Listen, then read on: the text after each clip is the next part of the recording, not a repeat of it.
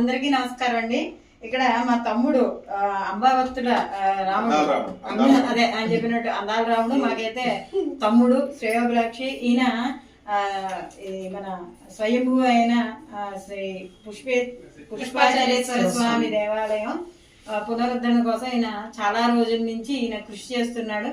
అది ఇప్పుడు ఒక కొలిక్కి రావడం, దానికి ఒక రూపురేఖలు తీసుకురావడం అనేది జరిగింది.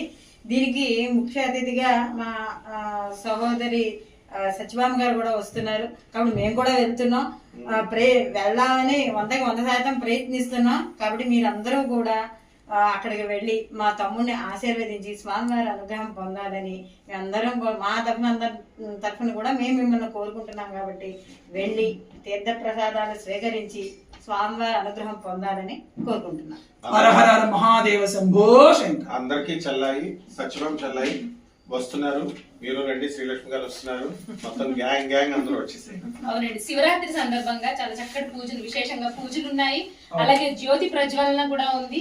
సో లింగార్చన కూడా ఉంది. అందరూ ఆహ్వానితులే. చక్కగా వెళ్ళి ఆ శివరాత్రి సెలబ్రేషన్స్ అక్కడ అందరితో కలిపి జరుపుకోవాలని మనస్ఫూర్తిగా కోరుకుంటూ అండ్ కంగ్రాట్స్ చేస్తున్నాను.